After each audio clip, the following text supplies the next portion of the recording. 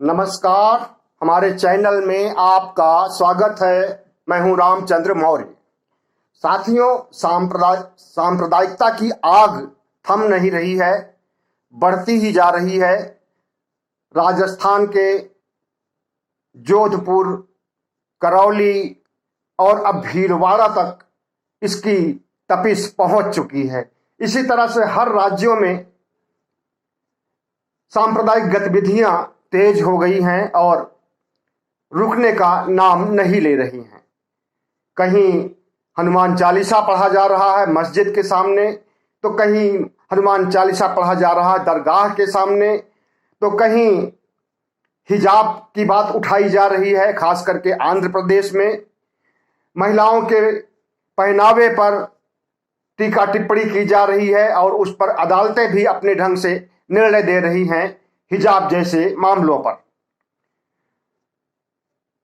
इसी तरह से पूरे देश में एक अफरा तफरी का माहौल है और छद्म हिंदुत्व के नाम पर जो कुछ किया जा रहा है और हिंदू संत महात्मा किस तरह से गुंडई पर उतारू हो गए हैं, आपराधिक हो गए हैं और इनकी सांप्रदायिक सोच विषैली हो गई है, इसे आप अच्छी तरह से देख रहे हैं, समझ रहे हैं। बहुत जगहों पर धर्म संसद आयोजित किया जा रहा है, बहुत जगहों पर शोभा यात्रा निकाली जा रही है।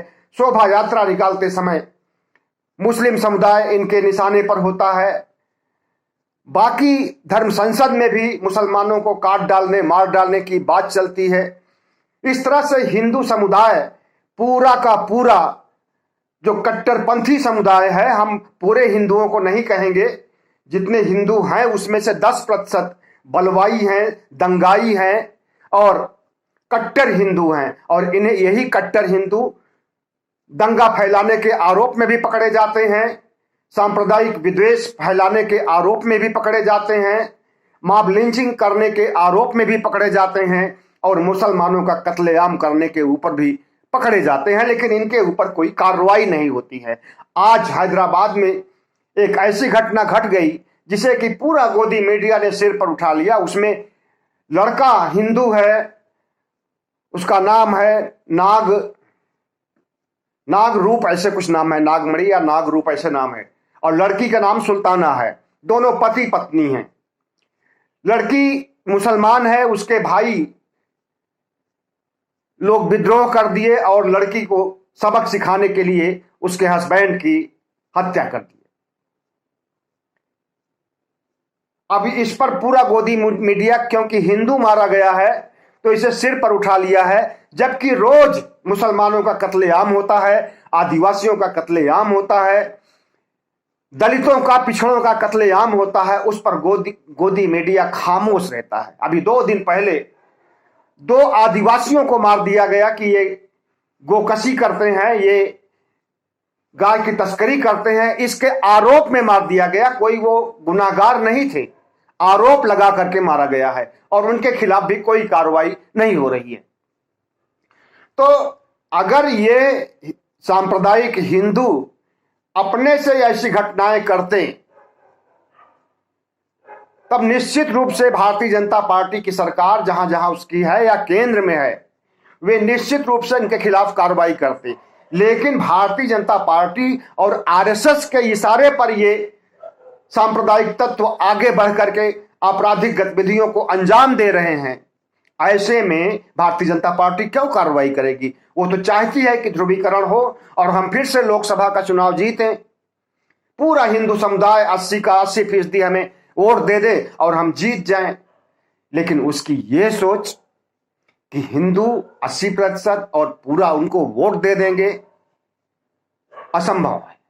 पहली बात तो 80% देश में हिंदू हैं ही नहीं। 85% बहुजन समाज के लोग हैं, ओबीसी हैं, एससी हैं, एसटी हैं, जो हिंदू नहीं हैं।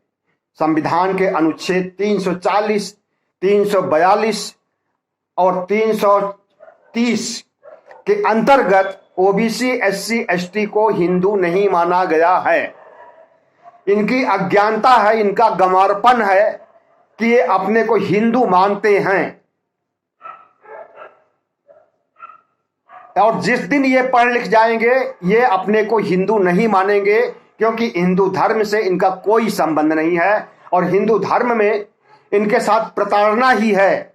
न तो इनको हिस्सा देने की बात कही गई है, न इन्हें इज्जत और सम्मान देने की बात कही गई है, न इनसे रोटी बेटी का संबंध स्थापित करने की बात कही गई है, बल्कि इनका शोषण करने की बात कही गई है। इन्हें गुलाम बना करके, जाहिल बना करके, अशिक्षित गंवार बना करके इनका शोषण करने की बात शास्त्रों में कही गई है। वेदों में, 18 पुराणों में, उपनिषद में, जितने भी धर्म ग्रंथ इनके हैं। और मनुस्मृति ने तो हद ही कर दिया है। उसने तो अगर कोई शूद्र वेद मंत्र को सुन ले तो उसके कान में शीशा पिघला के डाल दो, और अगर बोल दे वेद मंत्र तो उसका जीभ ही काट लो। इस तरह का बयान दिया गया है।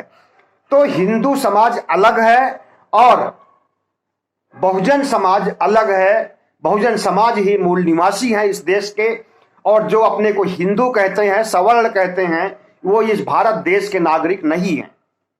ये मूल निवासी नहीं हैं। ये भाग करके यूरेशिया से यहाँ पर आए हैं एक आक्रमणकारी के रूप में, और ये धीरे धीरे मुगलों की तरह अपनी सत्ता को जमा लिए, और इनके बाद मुगल लोग आए, मुगल भी सत्ता जमा लिए। तो इस तरह से देश में हिंदू हो गए और मुसलमान हो गए और मूल निवासी हो गए।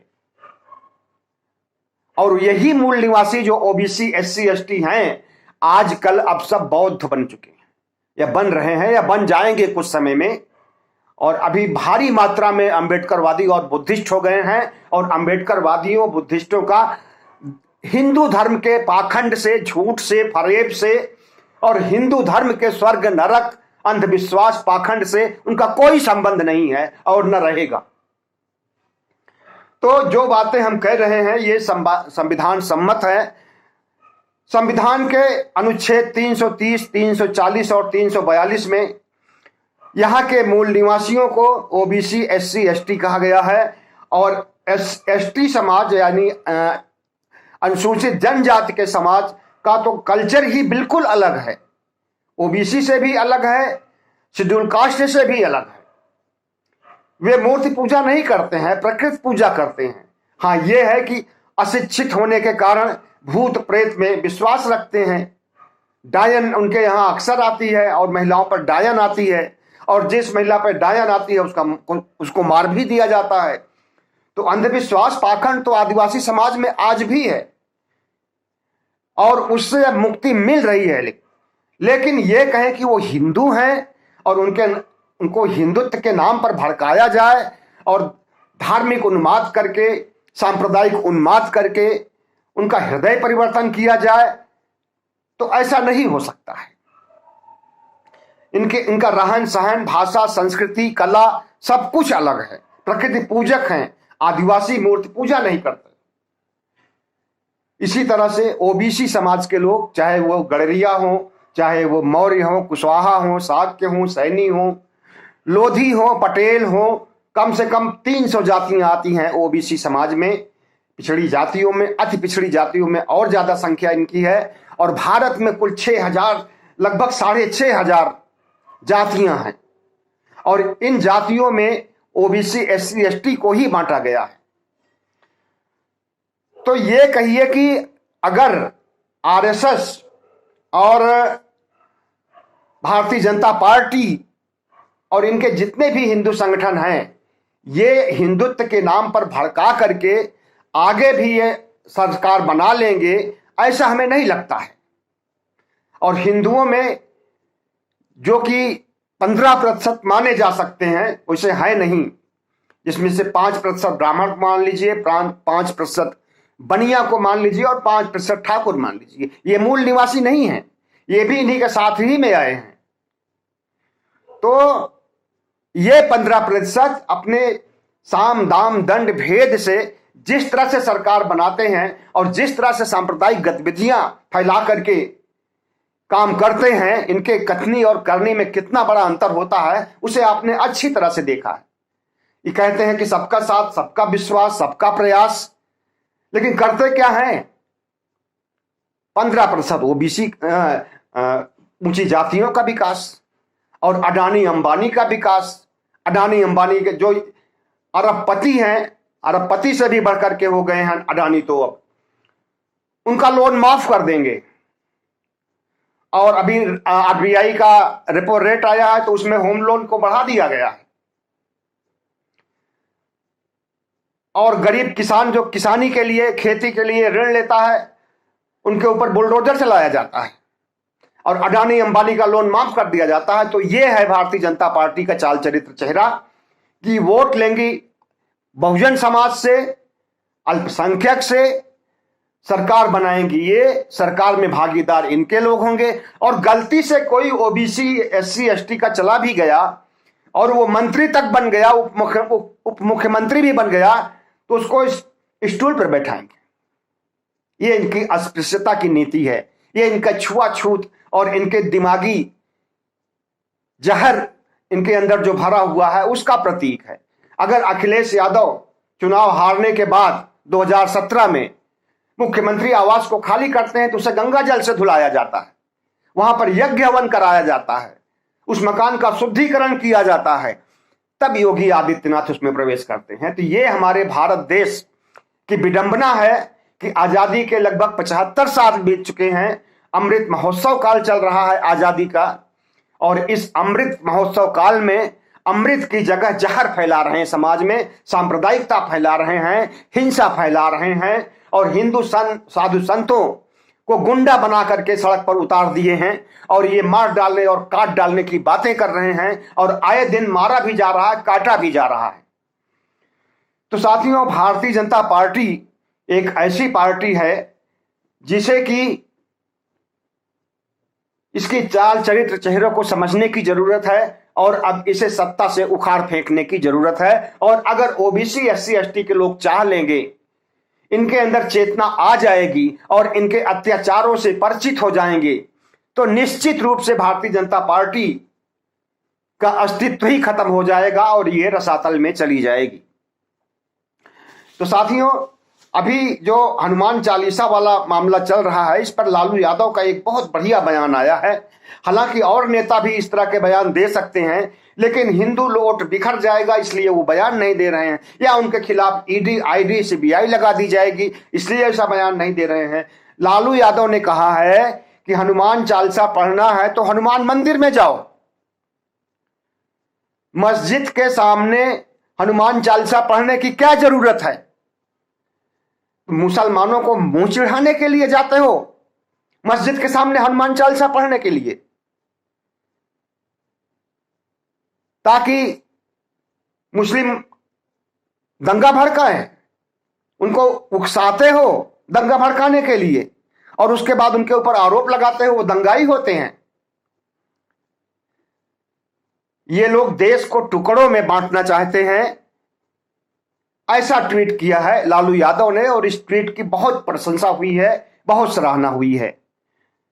ऐसा ही अगर ट्वीट राहुल गांधी भी करें, सोनिया भी करें और दूसरे नेता जो विपक्ष में हैं, अखिलेश यादव, मायावती, सब लोग करें तो जागरूकता बढ़ेगी समाज में और इनके चाल चरित्र चेहरे से लोग परिचित होंगे। इसी तरह से अशोक गहलोत जो मौर्य समाज से आते हैं, राजस्थान के मुख्यमंत्री, इन्होंने कहा है कि भारतीय जनता पार्टी उत्तर प्रदेश ही नहीं बल्कि सारे राज्यों में आग लगा रही है। पहले उसने करौली में हिंसा भड़काया, उसके सबूत मिले हैं, फिर उसने जोधपुर में हिंसा भड़काया, फिर उसने भीलवाड़ा में हिंसा भड़काया और इस तरह से 7 राज्यों में उसने हिंसा भड़काने का काम किया है। और उन 7 राज्यों में जहां जहां हिंसा हुई है एक ही स्टाइल में हुई है, मतलब उस हिंसा की रणनीति बनाने वाला कोई एक ही मास्टरमाइंड है और वो मास्टरमाइंड आरएसएस से ज्यादा कौन हो सकता है? वह आरएसएस जो खुद आपराधिक मानसिकता का है, अपराध की ट्रेनिंग देता है, बंदूक चलाना सिखाता है, लाठी चलाना सिखाता है, रिवॉल्वर चलाना सिखाता है, अस्त्र शस्त्र की पूजा करता है और हमेशा जहर घोलता है समाज में, मुसलमानों के खिलाफ गलत बयानबाजी करता है, जहर उगलता है। तो ऐसे आरएसएस ने गुप्त एजेंडा बनाया और उस एजेंडे को लागू कर रही है भारतीय जनता पार्टी। पूरे देश में सांप्रदायिकता का माहौल फैला रही है। ऐसा इसलिए किया जा रहा है कि हिंदुओं को मुसलमानों से अलग किया जाए और हिंदू वोट पूरा का पूरा लिया जाए, जो होने वाले राज्य स्तर के चुनाव हैं उसमें भी और होने वाले लोकसभा चुनाव में भी। तो ये भारतीय जनता पार्टी की सोची समझी रणनीति है। सांप्रदायिक दंगे स्वतः स्फूर्त नहीं है, अपने से नहीं हो रहे हैं, ये कराए जा रहे हैं। कुछ समय पहले लालू यादव ने यह भी कहा था कि भारतीय जनता पार्टी का फुल फॉर्म, बीजेपी का full form Bharatiya Janata party नहीं होता, भारत जलाओ पार्टी होता है। ये दंगेबाज पार्टी है, ये सांप्रदायिक पार्टी है, ये हमेशा हिंदुओं के अलावा बाकी समुदाय के लोगों पर निशाना साधती है। और सबसे बड़े दुश्मन इनके मुसलमान हैं, उसके बाद ईसाई हैं, उसके बाद जैन हैं, उसके बाद बौद्ध हैं, सिख हैं, सब इनके दुश्मन हैं। और जब इनका हिंदू राष्ट्र बनाने का की जो बात चल रही है, जो कि कपोल कल्पित ही कहा जा सकता है, वो कभी लागू नहीं हो सकता है। जब तक लोकतंत्र है, जब तक संविधान है, तब तक हिंदू राष्ट्र नहीं आ सकता है, किसी भी सूरत में नहीं आ सकता है। लेकिन ये मुगालते में जी रहे हैं कि हिंदू राष्ट्र बनाएंगे। तो अगर बनाते भी हैं तो बाकी धर्म के लोगों का क्या होगा? काट डालेंगे, मार डालेंगे, एनआरसी सीएए लाएंगे, देश से बाहर कर देंगे, डिटेंशन कैंप में डाल देंगे, नागरिकता खत्म कर देंगे। तो यही इनका हिंदू राष्ट्र है। और ये 15% जो सवर्ण लोग हैं, ब्राह्मण, बनिया और क्षत्रिय, यही पूरे देश पे हमेशा हमेशा राज करना चाहते हैं, खास करके ब्राह्मण। तो इनकी ये सोची और ये इनकी ये मानसिकता रंग लाने वाली नहीं है। बस दीवा स्वप्न ही कह सकते हैं या मृगजल मरुस्थल में कह सकते हैं। ये सोच लें, सपने देख लें बड़े बड़े, लेकिन वे साकार नहीं होने वाले हैं ऐसे सपने। और जहां तक हिंदुत्व की बात है, तो हिंदू तो हमने पहले ही बता दिया था कि ओबीसी, एससी, एसटी के लोग नहीं हैं। बाबा साहब भीमराव अंबेडकर ने जो संविधान बनाया है, उसके अनुच्छेद 340, 330 और 342 में उन्होंने स्पष्ट लिख दिया है कि यहां के मूल निवासी हिंदू नहीं हैं। लेकिन ये बेवकूफ हैं जो अपने को हिंदू मानते हैं और जय श्री राम का नारा लगाते हैं, हर हर महादेव बोलते हैं और 33 करोड़ देवी देवताओं की पूजा करते हैं। ये इनके अंधविश्वास और पाखंड की पराकाष्ठा है। और वो उस पराकाष्ठा से अब ये नीचे उतर रहे हैं, ग्राफ बहुत नीचे आ रहा है। जैसे जैसे ओबीसी समाज पढ़ रहा है, एससी एसटी समाज पढ़ाई लिखाई कर रहा है और अंबेडकरवाद का प्रचार हो रहा है, वैसे वैसे लोगों की आंखें खुल रही हैं। तो जिस दिन आधे से अधिक समाज जाग जाएगा, बहुजन समाज, उस दिन भारतीय जनता पार्टी और ये ठाकुर, बनिए और ब्राह्मण कहीं भी नहीं दिखाई देंगे। न सत्ता में दिखाई देंगे, न प्रशासन में दिखाई देंगे, न न्यायालय में दिखाई देंगे, न लोकसभा में दिखाई देंगे, न राज्यसभा में दिखाई देंगे। हर जगह बहुजनों का राज होगा और उस दिशा में बहुत तेजी से कदम बढ़ रहा है। तो ये जो अपने को हिंदू मानते हैं, हिंदू कोई नहीं है, ब्राह्मण भी हिंदू नहीं है। मुगल काल में जब जजिया कर लगाया गया था हिंदुओं के ऊपर, तो ब्राह्मणों ने यह कहा कि हम तो हिंदू हैं ही नहीं, हमारे ऊपर क्यों जजिया कर लग रहा, हम तो आपकी तरह आक्रमण करके आए हैं यहां पर और यहीं बस गए, यहीं रह गए। तो मुसलमानों के बात में मुगलों के मन में ये बात समा गई कि हाँ, ये भी आक्रमणकारी हैं, आतताई हैं, बाहर देश से आए हुए हैं, यहां पर कब्जा जमाए हुए हैं और हम भी उन्हीं की बिरादरी के हैं, हम भी बाहर से आए हैं और यहीं बस गए हैं, यहीं कब्जा जमा लिए हैं। तो ये तो हमारे भाई बंधु हुए, उनका जजिया कर माफ कर दिया। तो न ओबीसी, एससी, एसटी जो कि संविधान के अनुसार न हिंदू हैं और न ब्राह्मण हिंदू हैं। और दूसरा तर्क ये है कि जितने भी हिंदू धर्म ग्रंथ हैं, वेद से लेकर के, मनुस्मृति से लेकर 18 पुराण से लेकर के 108 उपनिषद से लेकर के श्रुतियां जितनी भी हैं, सब उपनिषद जितने हैं, कहीं भी उसमें हिंदू शब्द का वर्णन नहीं है। हिंदू शब्द आप कहीं देख भी नहीं सकते हैं। तो जब हिंदू नहीं है और हिंदू का कोई इतिहास नहीं है, इनके धर्म ग्रंथों में कहीं हिंदू नहीं है, तो हिंदुत्व कैसा और हिंदू राष्ट्र कैसा? और हिंदू का जो मतलब होता है वो अच्छी तरह से पहले भी बता चुका हूं और फिर से बता रहा हूं, और ना विश्वास हो तो गूगल पर सर्च कर लीजिए। हिंदू का अर्थ होता है चोर, गंवार, उचक्का, ठग, काला चोर, ये अर्थ होता है हिंदू का। आप गूगल सर्च कर लीजिए या किसी भी प्लेटफॉर्म पर, विकिपीडिया पर सर्च कर लीजिए, कहीं भी, यूट्यूब पर भी मिल जाएगा कि हिंदू का अर्थ क्या होता है। तो हिंदू नाम की कोई चीज नहीं है। अगर गांव की भाषा में कहा जाए तो हमारे गांव में इसे ऐसा कहा जा सकता है कि किस चिड़िया का नाम हिंदू है। और जब हिंदुत्व का पता चला, हिंदुत्व का खुलासा हुआ कि चोर और ठग इसका मतलब होता है, राहजनी करने वाला होता है, काला चोर होता है, अब ये सनातनी बन गए, अपने को सनातनी कहते हैं। तो अब ये कहिए कि हिंदू राष्ट्र नहीं, सनातन राष्ट्र बनाएंगे। सनातन का मतलब जानते हैं क्या होता है? सनातन का मतलब पुराना होता है।